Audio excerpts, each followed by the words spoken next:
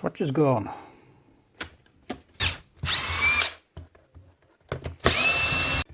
Back to this Metabo.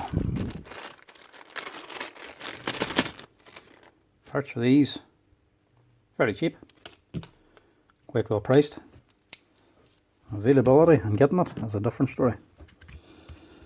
This took a few months to get this switch. Don't think it's Metabo's fault, mind you, or just suppliers. Nobody having stock of parts.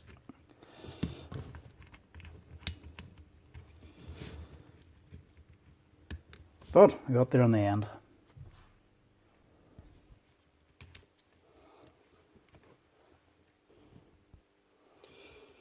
So the live and neutral is screwed on. The rest of these here are all pressed on wires. So there's a little spring you have to push back to get the wire out.